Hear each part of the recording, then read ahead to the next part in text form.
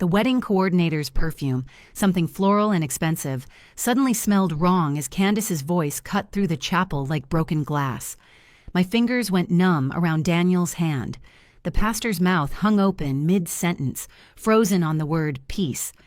"This is absolutely insane." My sister rose from the third pew, navy silk catching the stained glass light. "Grace, stop! You're making the biggest mistake of your life." 143 people, I'd counted every RSVP, turned in their seats. The ancient pews creaked in unison. My mother's face drained of color. Someone's phone buzzed inappropriately loud in the sudden silence.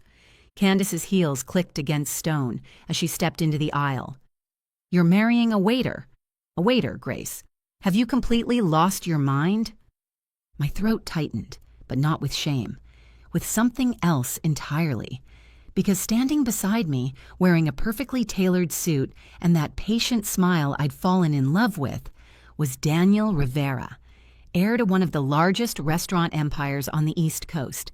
The man she'd just humiliated owned more generational wealth than her hedge fund husband had leveraged in his entire career, and she had no idea. I squeezed Daniel's hand twice, our signal, not yet. "My name is Grace, I'm 32, and I teach American literature at a public high school. This is the story of how my sister's cruelty became her greatest teacher. Candace and I grew up sharing everything. A bedroom in our small New Hampshire colonial, secrets whispered after lights out, dreams sketched in matching journals. But somewhere between her acceptance to NYU and my scholarship to Princeton, our paths diverged like tree roots seeking different soil. She chased penthouses and champagne. I found contentment in lesson plans and coffee shop grading sessions. When she married Brandon Wells, a hedge fund manager 15 years her senior, our father actually teared up at the reception. "She made it," he whispered to me, champagne glass raised. "She really made it out." I stood there in my bridesmaid dress from David's bridal, student loan statement stuffed in my apartment drawer, wondering what exactly we'd been trying to escape. That's when Candace started looking at me differently, like I was a cautionary tale in comfortable shoes. The comments started small. "Still driving the Camry? How practical." Then sharper. "I admire how you live so simply, Grace. It must be so freeing not to care about appearances." I never argued, just smiled, drank my water, changed the subject. But when I told her about Daniel after we'd been dating for 8 months, something in her expression actually frightened me. "You're dating a waiter." She didn't ask. She pronounced it like a diagnosis. "He's a restaurant manager," I corrected. "With your education, with our family name." She set down her wine glass hard enough that the stem cracked. "Grace, I thought you at least had some self-respect left." What she didn't know, what no one knew except Daniel and me, was that he wasn't just managing tables and inventory. Daniel Rivera was the only son of the late Rafael Rivera, founder of Rivera Hospitality Group, 12 high-end restaurants, 5 boutique hotels, private dining clubs that required 3-year waiting lists. But Daniel had made his father a deathbed promise: learn every job from the bottom up before assuming control. So after graduating from Cornell's School of Hotel Administration, he'd traded his corner office for grease-stained aprons and 12-hour shifts on his feet. "The moment I forget what it's like to mop a floor," he told me on our third date, "is the moment I lose the right to lead anyone." I fell in love with him right there, between the appetizer and entree. We'd agreed to keep his background quiet. "Let them judge," he'd said. "It'll make the truth that much more powerful." In the months before our wedding, Candace's campaign intensified. She cornered my mother with warnings about financial instability. She called my Aunt Linda to suggest saving the plane ticket. She convinced 2 cousins that I was having some kind of quarter-life crisis and needed an intervention, not encouragement. My mother showed me the texts. "She's throwing away her potential. Someone needs to stop this before it's too late." But I didn't break, because Daniel wasn't the gamble she imagined. He was the truth she'd trained herself not to recognize. That authentic work mattered more than impressive titles. That character outweighed credit scores. That the man who chose humility over ego was worth more than all of Brandon's leveraged assets combined. She'd understand soon enough, in front of everyone. Now, standing at the altar with my sister's voice still echoing off the chapel walls, I felt Daniel's thumb brush across my knuckles. Steady, unhurried. "Grace, please." Candace moved closer, her expression shifting from outrage to something that almost looked like concern. "Don't come crying to me when you're clipping coupons in some studio apartment above a pizza shop." My father stood halfway, his hand outstretched.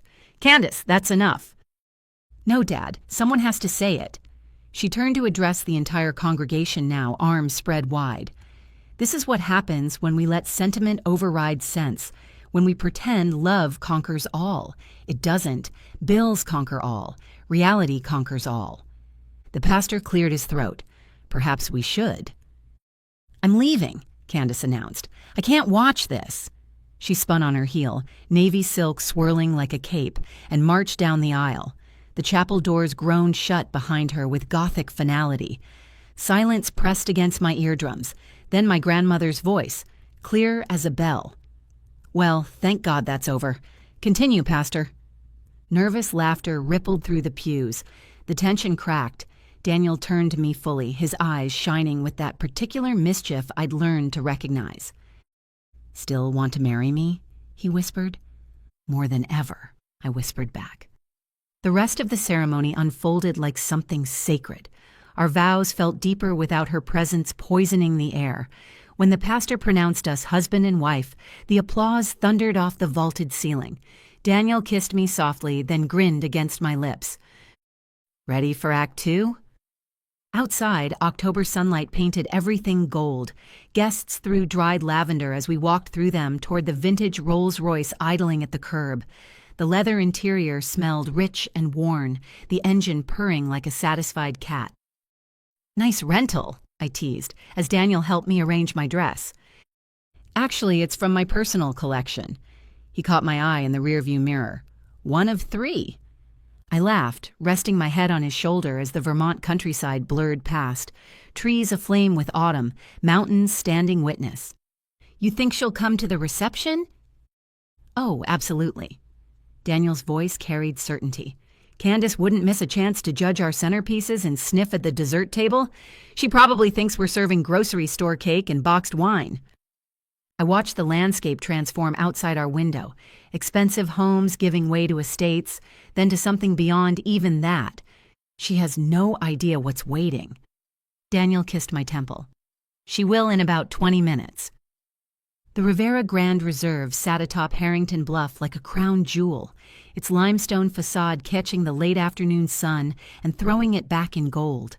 Most Bostonians knew the name from magazine spreads and society pages. Almost none had been inside. It wasn't on open table. You couldn't call for reservations. The place existed by invitation only, and that afternoon it existed solely for us. Our car pulled up to the entrance where valets in white gloves waited. Through the shuttle bus windows, I watched our guests' faces shift from confusion to recognition to disbelief. "Wait, is this the Rivera Grand?" Someone behind us, voice pitched with shock. "How did they possibly—" Daniel helped me from the car, his hand steady at the small of my back. He wore the same calm expression as always, but I knew him well enough now to see the anticipation dancing behind his eyes. He'd waited 3 years for this moment, not to flaunt anything, but to reveal what humility had been hiding all along. The doorman bowed and pulled open the massive glass doors. Inside, the air smelled of rosemary and Meyer lemon. Crystal chandeliers, each one worth more than my annual salary, reflected light off white marble floors. Servers in formal attire moved like dancers between guests, carrying champagne flutes and hors d'oeuvres plated like gallery art. The effect was immediate. Conversations died mid-sentence. Footsteps slowed. My second cousin, Margaret, actually gasped, hand flying to her mouth. This wasn't just elegant. This was elite. The kind of elite that required old money, serious connections, or both. Far too elite for a teacher, impossibly elite for a waiter. Then came the click, click, click of familiar heels. Candace arrived 20 minutes late, as always, her confidence preceding her through the doors. She scanned the space with practiced nonchalance until her gaze snagged on the chandeliers, the marble, the servers, the sheer impossible luxury of it all. Her steps faltered. "There must be some mistake," she said, loud enough for nearby guests to hear. "The Rivera Grand doesn't do weddings." She crossed directly to me, that strange tight smile on her face. "Grace, sweetheart, what is this place? Did Daniel's boss pull some strings? Call in a favor?" Before I could answer, a voice behind me said smoothly, "No strings, no favors, just family." Daniel stepped beside me, perfectly at ease in his tailored suit, his posture relaxed but commanding. Candace blinked at him. "I thought you worked at Trattoria Bella in Cambridge." "I do, still cover shifts there sometimes." Daniel's smile never wavered. "Great kitchen, learned a lot from their pasta chef." "Then how?" She gestured helplessly at the opulence surrounding us. "This is the Rivera Grand. Only the family can book this space, and they don't even take." "That's right," Daniel said gently. "Only family can book it." The realization moved across her face in stages: confusion, doubt, then dawning horror. "Rivera," she whispered, as in Rivera Hospitality Group. "Daniel!" A new voice cut through the tension, deep, accented, carrying the weight of decades. Heads turned as an elderly man approached, his silver hair perfectly combed, his navy suit crisp despite his age. He walked with a cane, but his presence made everyone else in the room feel smaller. "Grandfather." Daniel's entire face lit up.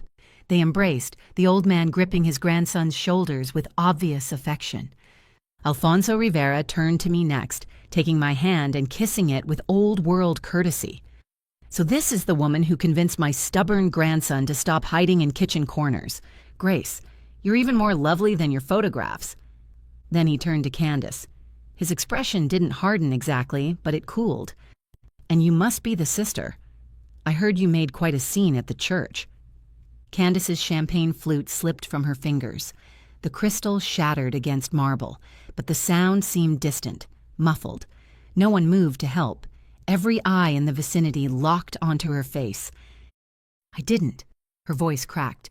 "I didn't know." "That my grandson was more than a server." Alfonso's tone remained gentle, which somehow made it worse. "Yes, I gathered that from your objection. You told 200 people he wasn't good enough for your sister because of his job title." "I was trying to protect Grace," Candace managed. "I thought." "You thought his job defined his worth."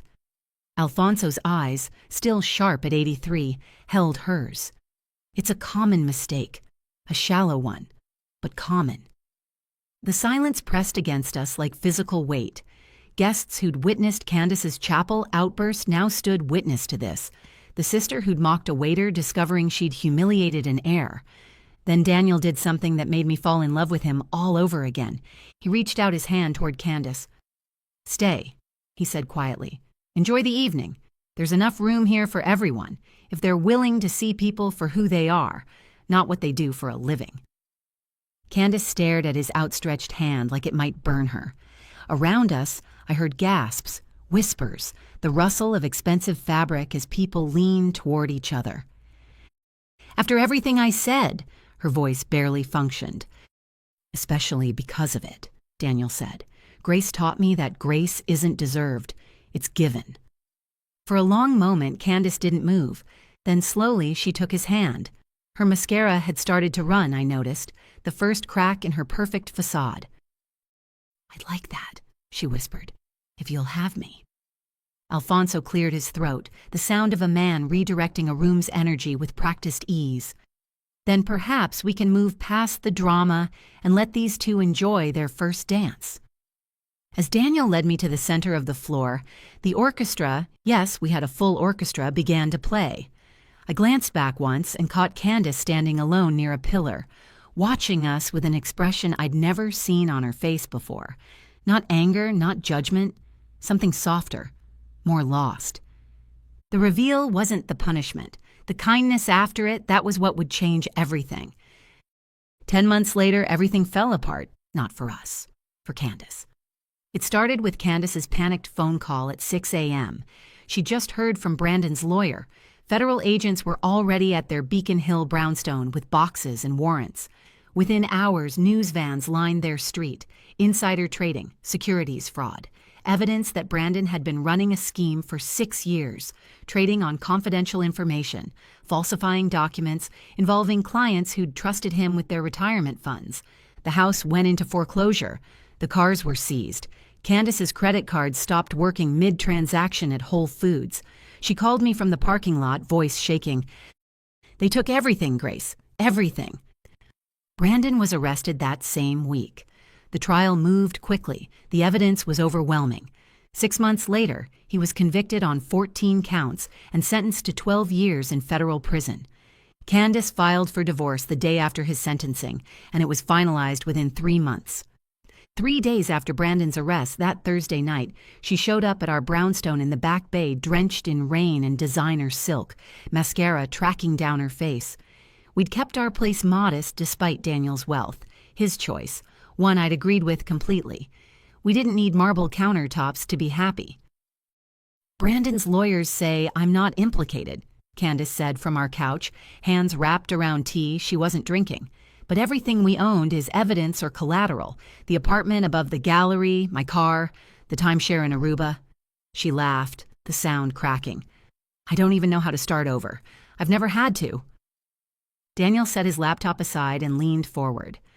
"There's an apartment above our Cambridge restaurant. Studio, nothing fancy, but it's clean and safe. Good neighborhood." Candace's eyes went wide. "You'd do that? After how I—" "One condition," I said gently. "You work in the restaurant, not in an office, not behind a desk.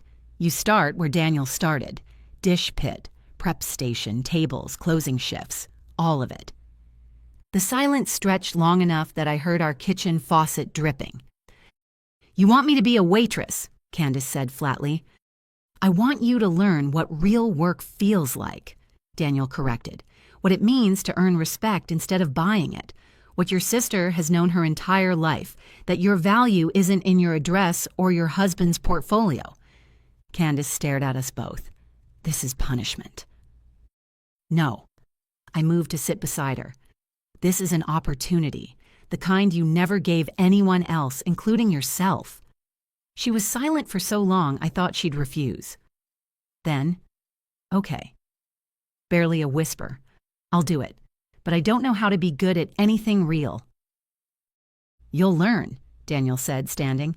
"Everyone does, eventually." She moved in the following Tuesday with 2 suitcases and no staff to unpack them, traded Chanel for black non-slip shoes and a stained apron. On her first shift, she dropped an entire tray of water glasses in the middle of dinner rush and cried in the walk-in freezer for 20 minutes. But she showed up the next day, and the day after that. Humility isn't something you can fake or purchase. You earn it in sweat, silence, and sore feet. For the first time in her adult life, Candace was earning something that mattered. I visited after 6 months. The Cambridge location buzzed with pre-dinner energy. Orders firing, pans clattering, that particular music of a kitchen in sync. And there at the expo station stood Candace, hair in a tight bun, sleeves rolled, no jewelry except her watch. She called out orders with confidence, balanced 3 plates on one arm, moved like someone who'd finally found their rhythm. "She's good," the sous chef told me, nodding toward her. "Really good. Doesn't complain, doesn't cut corners. Staff actually likes her." After closing, we sat in a back corner booth. Daniel slid a folder across the table. "How would you feel about managing this location?" he asked. Candace froze, fork halfway to her mouth. "Manage? You'd trust me with that?" "You've earned it," I said. 6 months, perfect attendance, worked every position, learned the systems. The staff respects you. That matters more than any business degree. Her eyes filled. "I used to think success meant being envied," she whispered. "Now I know it's being respected, for who you are when nobody's watching." She took the job. Within a year, the Cambridge location's revenue increased 22%. She instituted staff training programs, improved retention, created a culture where people wanted to work, not because she demanded it, but because she'd learned it herself, from the bottom up. At the next family gathering, she wore her Rivera manager's shirt like armor, not designer silk, not status symbols, just honest work, honestly earned. Dad approached her carefully like she might break. "Candace, honey, are you happy?" She looked at him for a long moment. "I am now. For the first time in years, I actually am." No one laughed, because she wasn't a punchline anymore. She was proof that people could change if they were willing to get their hands dirty and their hearts open. Later that evening, she found me on the porch, sat beside me without speaking for a while, both of us watching fireflies in the yard. "Thank you," she finally said, "for not giving me what I deserved." I took her hand. "You're my sister. You deserved a chance to become who you actually are." "And who's that?" "Someone real," I said. "Finally." She squeezed my hand. We sat there until the stars came out, two sisters who'd traveled very different roads to arrive at the same place, understanding that the best version of yourself is the one you build, not the one you buy. Before you go, here's a quick bonus for sticking around. If you love learning and growing like I do, you need to try audiobooks. I've got an exclusive deal with Audible. Your first month is completely free. That's access to over 500,000 titles, zero cost to you. All the details are waiting in the description. Don't miss this one.